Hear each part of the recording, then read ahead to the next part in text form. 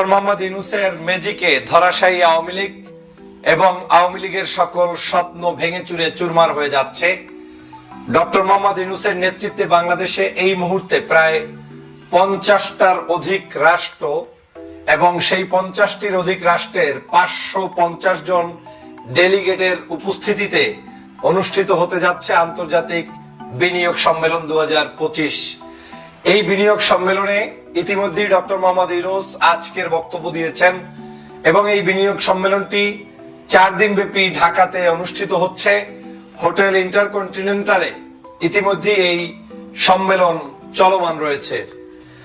আপনারা জানেন দেশে এই প্রথম এত বড় আয়োজনে, এত বড় সুন্দর পরিবেশে, এত বড় আস্থা নিয়ে, ভালোবাসা নিয়ে এবং বিশ্বস্ততা নিয়ে আমাদের এই আন্তর্জাতিক বিনিয়োগ সম্মেলন অনুষ্ঠিত হচ্ছে। 50টা রাষ্ট্র, 4টিখানি কোনো বিষয় নয়, যে 50টা রাষ্ট্রের বিভিন্ন বিনিয়োগকারী সংস্থা, ব্যক্তিবর্গ, তারা 550-এর অধিক মানুষ এই জায়গায় অংশগ্রহণ করছে রেজিস্ট্রেশন করে। এটা আমাদের বাংলাদেশের অর্থনীতির জন্য এক নতুন দিকপাল বলে আমি মনে করি। আপনারা জানেন বাংলাদেশ বিনিয়োগ উন্নয়ন কর্তৃপক্ষ বিডার আহ্বানে এই সম্মেলন অনুষ্ঠিত হচ্ছে। একদিকে এই সম্মেলন অনুষ্ঠিত হচ্ছে, অন্যদিকে পার্শ্ববর্তী দেশ ভারতের মাথা নষ্ট, অন্যদিকে নরেন্দ্র মোদীর মাথা নষ্ট, অন্যদিকে শেখ হাসিনা আওয়ামী লীগের মাথা নষ্ট হয়ে গিয়েছে। তাদের মূল সমস্যাটাই ছিল যে কোনো মূল্যে ডক্টর মোহাম্মদ ইউনূসকে পরাস্ত করা যায় কিনা। যেখানে তাকে পরাস্ত করার কথা, যেখানে তাকে দেশ থেকে বিতাড়িত করার কথা, যেখানে ডক্টর মোহাম্মদ ইউনূসের বিরুদ্ধে 170 অধিক ছোট বড় আন্দোলন এই গত কয়েক মাসে হয়েছে শুধু যমুনার সামনে, সেই জায়গায় ডক্টর মোহাম্মদ ইউনূস বীর দর্পে বাংলাদেশের অর্থনীতি চালিকা শক্তি হিসাবে এই দেশকে গঠন করার জন্য দিন রাত নির্লসভাবে চেষ্টা চালিয়ে যাচ্ছেন। আপনারা নিশ্চয়ই জানেন চায়না সফর শেষ করে এসে এক রাত যেতে না যেতেই পরের দিন শুল্ক যে আমেরিকা আমাদের উপরে আরোপ করতে যাচ্ছেন, সেই শুল্কের উদ্দেশ্যে বিশেষ বৈঠকে তিনি মিলিত হয়েছেন, এমার্জেন্সি বৈঠকে, যে সব সময় ভাবছেন কি করে অর্থনীতি সুন্দরভাবে এগিয়ে নেওয়া যায়। এক কথায় তিনি 24 ঘন্টাই বাংলাদেশের মানুষের মুক্তির জন্য এখন লড়াই করে যাচ্ছেন, সংগ্রাম করে যাচ্ছেন। বাংলাদেশের বিজনেস পলিসিতে যে সামনের দিকে একটি সোনালী ভবিষ্যৎ, স্বর্ণালী যুগ অপেক্ষা করছে এবং এদেশের ব্যবসায়িক মানুষরা যে ডক্টর মোহাম্মদ ইউনূসের প্রতি কৃতজ্ঞতা জানাচ্ছে, আস্থা রাখছে, তা এই গত কয়েক মাসেই অনুমেয়। বিভিন্ন প্রান্তে আপনি কথা বলে দেখবেন সবাই একই কথা বলবে, ইউনূসের উপরে আমাদের আস্থা রয়েছে, ডক্টর মোহাম্মদ ইউনূসকে আমরা এই ব্যবসা বাণিজ্য রাজনৈতিক স্থিতিশীলতার জন্য কামনা করি। আপনারা জানেন যে ঘটনাটি এখন ঘটতে যাচ্ছে, 50টা রাষ্ট্র এবং 550টা প্রতিনিধি এখানে উপস্থিত হয়ে যে বৈঠক করছেন, এই বৈঠকে তাদেরকে আস্থা দেওয়া হচ্ছে যে বাংলাদেশে কেন তিনি বিজনেস করবেন, ওই দেশের মানুষরা আমার দেশে কেন ইনভেস্ট করবে, আমাদের সুযোগ সুবিধা তাদেরকে কি দেওয়া হবে। আপনারা জানেন যে প্রত্যেক ব্যবসায়ী তারা চায় যে যে কোনো জায়গায় যদি তার ব্যবসা সফল হতে হয়, সবার আগে ওই দেশের নেতৃত্বের প্রতি তার আস্থা থাকতে হয়, যে আমি যেখানে ইনভেস্ট করব সেখানে আমি নিরাপদ কিনা, আমার টাকাটা রিটার্ন আসবে কিনা, আমি সেখানে সাপোর্ট পাবো কিনা, নিরাপত্তাহীনতায় ভুগতে হবে কিনা। তো আওয়ামী লীগ যে চুরি চারামি করে গিয়েছে, সেই সময় তো বাংলাদেশের যত বিনিয়োগ আসতো সবই পার্সেন্টেজ, মানে টাকা পয়সা লোপাট করা ছাড়া আর কিছুই ছিল না। তো ডক্টর মোহাম্মদ ইউনূস এখন গ্লোবালি এমন একজন ব্যক্তি যিনি নোবেল লরিয়েট হিসেবে যেমন সম্মানিত, একজন অর্থনীতিবিদ হিসেবে সম্মানিত, একজন একেবারেই মানুষের কাছে গ্রহণযোগ্য সম্মানিত ব্যক্তি, যে মর্যাদাপূর্ণ ব্যক্তিত্ব থাকলে মানুষের কাছে সম্মানিত হওয়া যায়, তার ঊর্ধ্বেও একজন ব্যক্তি হচ্ছে ডক্টর মোহাম্মদ ইউনূস। এবং এটা বাংলাদেশের জন্য যে কত বড় নেয়ামত সেটা আপনাদেরকে বুঝিয়ে শেষ করা যাবে না। যেমন আপনারা জানেন যে সাম্প্রতিক সময় আমি যে বিষয়টা বলতে চেয়েছিলাম, যে বাংলাদেশের মধ্যে এমন কোন হীন কার্যক্রম নাই যেটা আওয়ামী লীগ করছে না, পার্শ্ববর্তী দেশও করছে না। তারা কিন্তু আমাদেরকে স্তব্ধ করে দিতে চেয়েছিল, কিন্তু ডক্টর মোহাম্মদ ইউনূসের পরিকল্পনায় দেশ কিন্তু এখন বিশ্বের কাছে, বিশেষ করে পররাষ্ট্রনীতিতে আমরা এমন সফলতা 53 বছরে কেউ দেখাতে পারে নাই। প্রত্যেকটি রাষ্ট্রের সাথে আমাদের এখন ভারসাম্য রক্ষা করে সম্পর্ক হচ্ছে, মানে আমরা কারো সাথে কোনো সম্পর্ক করছি না আবেগে কারোর সাথে কোনো সম্পর্ক নষ্টও করছি না আবেগে। আমরা আমাদের আত্মমর্যাদা, আমাদের চাওয়া পাওয়ার উপর ভিত্তি করেই সম্পর্ক চলমান রয়েছে।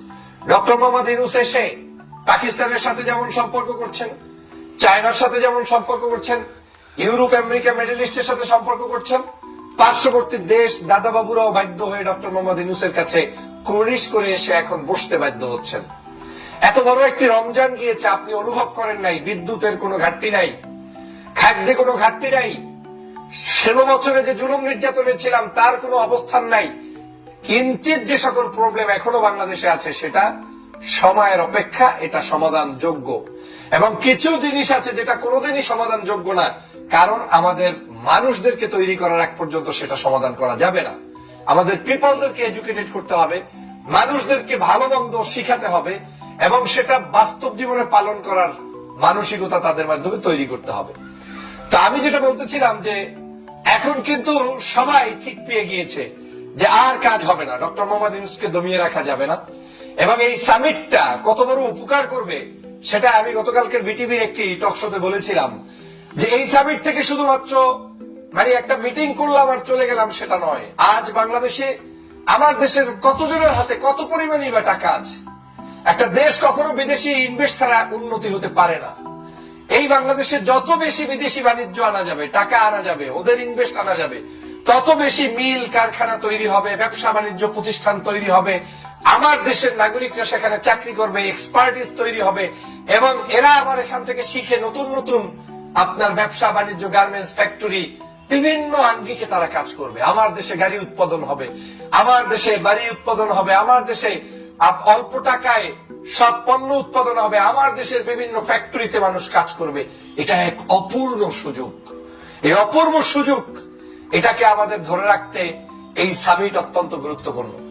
সামিটে যেটা হয়, ডক্টর মোহাম্মদ ইউনূসকে হয়তো গ্লোবালি পত্রপত্রিকা অনেকে দেখেছে, কিন্তু সরাসরি তিনি যখন আস্থা দিয়ে বলছেন যে আপনারা আসেন, আপনাদের জ্বালানি সাপোর্ট দিব, ইলেকট্রিক্যাল সাপোর্ট দিব, নিরাপত্তার সাপোর্ট দিব, ব্যবসায়িক সকল সুযোগ সুবিধা দেব, আমাদের লাভ অনেক। ওই দেশ থেকে যখন টাকা ঢুকবে, এই টাকাটা আমার দেশে ডলার হিসেবে যখন ঢুকবে, আমার অর্থনীতির চাকা ঘুরে যাবে। দেখেন, সামান্য আমরা এই যে রেমিটেন্স যোদ্ধাদেরকে অনেক সময় ছোট মনে করি, অথচ বাংলাদেশের অর্থনীতির মূল চালিকা শক্তি এই রেমিটেন্স যোদ্ধারা, সিংহভাগ। এই টাকাগুলো শুধু কিচ্ছু না, আপনার টাকা আপনি একটু ব্যাংকিং খাতে বাংলাদেশে পাঠালেই সরকার খুশি হয়ে যায়। এই যে সামান্য উপকারটি আপনি করছেন, সেই উপকারে আজকের বাংলাদেশের অর্থনীতি চলছে, চালিকা হচ্ছে। অতএব যখন বিদেশি টাকাগুলো আমার দেশে ইনভেস্ট হিসেবে ঢুকবে এবং এই দেশে আমরা ভালো ভালো সব জিনিস তৈরি করতে পারবো, তখন স্বভাবতই আমার দেশের সকল ব্র্যান্ডের জিনিসগুলো আসবে। আমাদেরকে একটু সহনশীল হতে হবে। আমরা কখনোই আমাদের মধ্যে সীমাবদ্ধ রাখলে ব্যবসা বাণিজ্যে সফল হতে পারবো না। পৃথিবীকে উন্মুক্ত করে দিতে হবে আমাদের দেশের জন্য।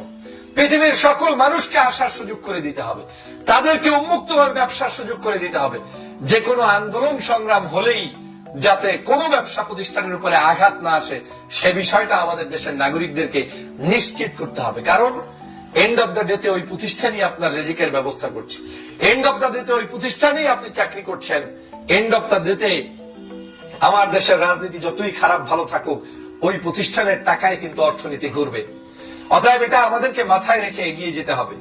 তো সর্বশেষ যে কথাটা বলতে চাই সেটা হচ্ছে, ইউনূস সাহেবের যে বিশাল একটি ব্যক্তিত্ব, এই ব্যক্তিত্বের উপরে ভরসা করে এখন আমাদের অর্থনৈতিক চালিকা শক্তি সারা পৃথিবীতে ছড়িয়ে যাবে, এবং এগুলো দেখে পার্শ্ববর্তী দেশ মাথা নষ্ট হয়ে যাবে।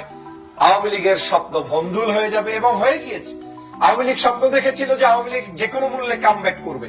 আওয়ামী লীগ স্বপ্ন দেখেছিল ইউনূসকে পরাস্ত করবে। আওয়ামী লীগ স্বপ্ন দেখেছিল ডোনাল্ড ট্রাম্প আসলে মনে হয় আমরা সবাই খাতা বালিশ গোল করে পালিয়ে যাব।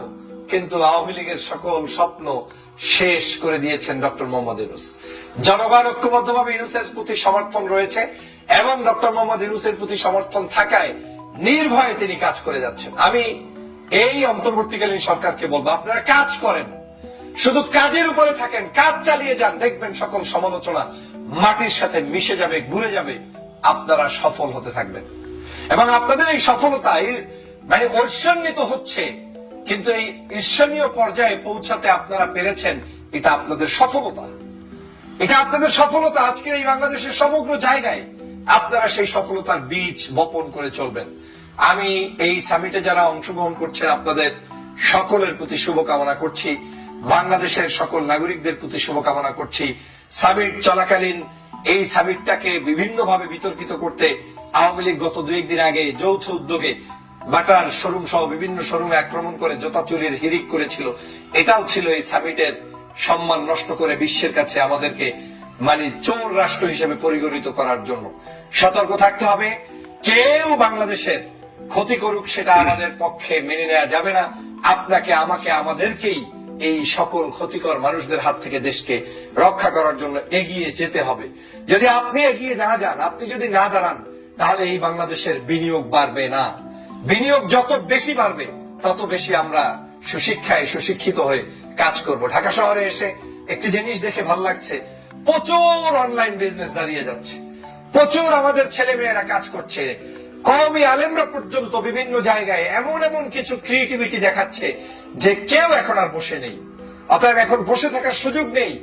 আমাদেরকে এই মাল্টিটাস্ক, এই কাজ জেনে সব কাজে পারদর্শী হয়ে মাঠে নামতে হবে এবং দেশকে এগিয়ে নিয়ে যেতে হবে। অতএব যে কোনো ব্যক্তি যদি আমাদের দেশের বিরুদ্ধে ষড়যন্ত্র করে, ষড়যন্ত্র অব্যাহত রাখে, তাদের ব্যাপারে আপনারা যেমন চৌখাস জ্ঞানের ভিত্তিতে সতর্ক থাকবেন, তাদের ষড়যন্ত্রগুলোকে সরকারের কাছে বলে দিয়ে ষড়যন্ত্রের মুখোশ উন্মোচন করে দিবেন এবং নিজেরাও কারো কোনো তালে পড়বেন না। দেশটাকে গঠন করার এখন একটা মোক্ষম সময়। আমাদের আন্দোলন এখন আর নেই। আন্দোলন শুধুমাত্র শেখ হাসিনা ফ্যাসিবাদের বিরুদ্ধে গিয়েছে। এখন আন্দোলন দেশ গড়ার, এখন আন্দোলন মানুষ গড়ার, এখন আন্দোলন বাংলাদেশের মাটি ও মানুষের শান্তি নিশ্চিত করার। অতএব আপনারা যারা যারা সেই শান্তি নিশ্চিত করতে চান তারাই